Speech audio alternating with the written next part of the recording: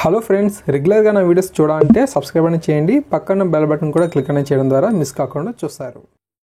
Hello everyone, ఆంధ్రప్రదేశ్లో గ్రామ మరియు వాహన ఉద్యోగులకు సంబంధించి వీరి యొక్క 2 ఏళ్ల ప్రొబేషన్ అనేది అతి త్వరలో పూర్తి కాబోతుంది. కాబట్టి క్రెడిట్ బేస్డ్ అసెస్మెంట్ సిస్టమ్ ద్వారా వీరి యొక్క ప్రొబేషన్ అనేది డిక్లేర్ అయితే చేయబోతున్నారు. దీనికి సంబంధించి వచ్చినటువంటి తాజా అప్డేట్ని అయితే మనం చూద్దాం. ఓకేనా? ఇక్కడ చూడండి, government of Andhra Pradesh municipal administration department అని చెప్పి మనకు MA7 నుంచి వచ్చిందనమాట.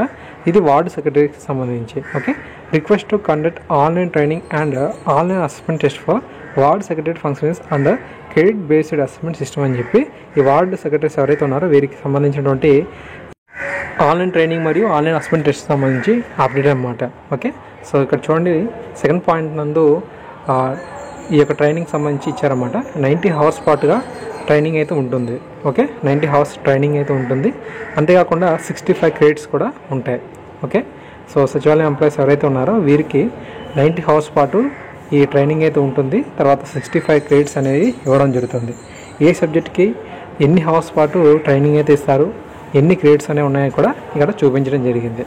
ఓకే, సో డిపార్ట్మెంటల్ సబ్జెక్టులు అన్నమాట.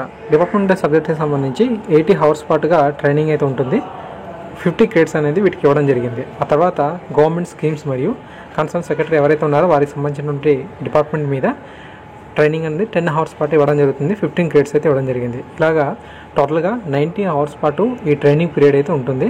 సో 65 credits అనేది మ్యాక్సిమం అనమాట. సో ఈ యొక్క 65 credits సంబంధించి ఎన్ని క్రెడిట్స్ సాధించాలనేది కూడా వీరి కింద అయితే ఇవ్వడం జరిగింది. అది కూడా మీకు చూపిస్తాను. ఓకే, ఈ విధంగా ట్రైనింగ్ సంబంధించి ఏ సబ్జెక్టులు ఉంటాయి, ఏముంటుంది అనేది కూడా చెప్పారన్నమాట. ఆ తర్వాత ఎవరైతే గ్రామ మరియు వాహన ఎంప్లాయీస్ అయితే ఉన్నారో ఈ ట్రైనింగ్కి అటెండ్ అవుతున్న వారు ఒక ముఖ్యమైన విషయం గుర్తుపెట్టుకోవాలి. ఏంటంటే ట్రైనింగ్ నందు 75% అటెండెన్స్ ఉంటే మాత్రమే, ఓకే, 75% అటెండెన్స్ ఉంటే మాత్రమే మనకు ఎగ్జామ్స్కి అలౌ చేస్తారంట. ఓకేనా? సచివాలయం ఎంప్లాయీస్ ఎవరైతే ఉన్నారో వీరందరూ కూడా ట్రైనింగ్కి బాగా అటెండ్ అవ్వాలని అర్థమవుతుంది. 75% అటెండెన్స్ ఉంటే మాత్రమే ఈ యొక్క ఎగ్జామ్స్కి అయితే అలౌ చేస్తారు. ఓకేనా? అండ్ తర్వాత ఏంటంటే మనకు వచ్చే మార్క్స్ ఏవైతే ఉంటాయో ఈ మార్క్స్ అనేది ఖచ్చితంగా 40% కంటే ఎక్కువ ఉండాలి. 40% కంటే ఎక్కువ ఉంటే మాత్రమే ఆ యొక్క కన్సర్న్ సబ్జెక్ట్కి సంబంధించి క్వాలిఫై అయినట్టుగా పరిగణించడం జరుగుతుంది. ఓకేనా? సో ఈ విధంగా మనకు క్రెడిట్ బేస్డ్ అసెస్మెంట్ సిస్టమ్ సంబంధించి ప్రొఫెషనల్ డిక్లరేషన్ సంబంధించిన ఇన్ఫర్మేషన్ అయితే ఉందన్నమాట. ఓకే, సో ఇక్కడ చూడండి, the candidates who have not less than 75% of attendance in mandatory ట్రైనింగ్లో. ఓకే, ఇందుకు చిన్న మిస్టేక్ అయితే చేశాను. సో అది అందుకనే రీఅప్లోడ్ చేయడం జరిగింది.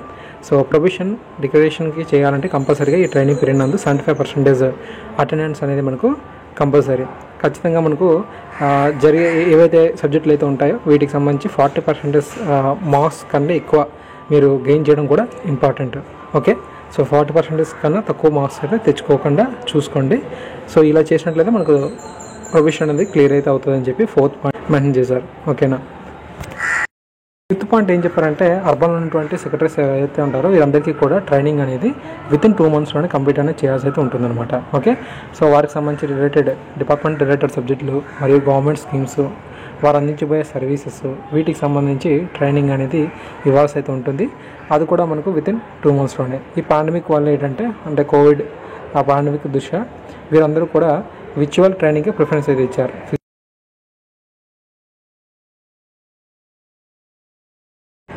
దాని తర్వాత 6th పాయింట్లో చూసినట్లయితే వివిధ జిల్లాలకు సంబంధించి ఎవరైతే వార్డ్ అడ్మిన్ కానీ, ఎడ్యుకేషన్ వారు కానీ, వెల్ఫేర్ కానీ, MNTs కానీ, ప్లానింగ్ కానీ ఉన్నారో వారికి సంబంధించి నెంబర్స్ అయితే ఇవ్వడం జరిగింది. సో వీరందరికీ కూడా ట్రైనింగ్ అనేది కండక్ట్ అనేది చేయబోతున్నారు. ఓకే, సో టోటల్గా ఎంతమంది అనేది ఉన్నారనేది కూడా మీరు చూడొచ్చు. ఓకేనా? తర్వాత APHRDIకి సంబంధించి ఇన్ఫర్మేషన్ అన్నమాట. సో ఈ యొక్క ట్రైనింగ్కి సంబంధించి ఏమేమి ఇన్ఫర్మేషన్ అనేది వారు చేయాల్సి అయితే ఉంటుందో యాక్టివిటీస్, సో వాటికి సంబంధించి అప్డేట్ అయితే 8th పాయింట్లో మెన్షన్ చేశారు. ఓకే, మొదటిది preparation of course content. 90 days పాటు ట్రైనింగ్ అయితే ఇస్తున్నారు కాబట్టి కోర్స్ సంబంధించి కంటెంట్ని అయితే రెడీ చేయబోతున్నారు. తర్వాత ట్రైనింగ్ మెటీరియల్, మరి అభ్యర్థులకు మెటీరియల్ అయితే ఇస్తారు కాబట్టి ఆ యొక్క మెటీరియల్ సంబంధించి కూడా వీరు సిద్ధం చేయబోతున్నారు. తర్వాత రీసోర్స్ పర్సన్స్ ఎవరైతే ఉన్నారో వారికి సంబంధించి కూడా ఐడెంటిఫై చేయబోతున్నారు. బ్యాచ్ వైజ్గా చాలా ఎక్కువ మంది ఉంటారు కాబట్టి ఒకేసారి వీరికి కండక్ట్ చేయడం కరెక్ట్ కాదు.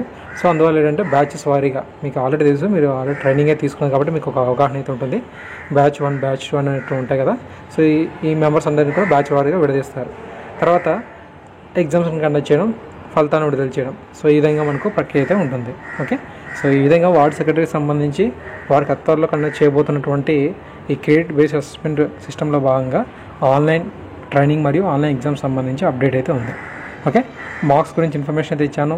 సో ఎంత పర్సంటేజ్ మీరు ట్రైనింగ్లో హాజరైతే ఎగ్జామ్స్ కండక్ట్ చేస్తారని ఇన్ఫర్మేషన్ కూడా ప్రొవైడ్ చేయడం జరిగింది.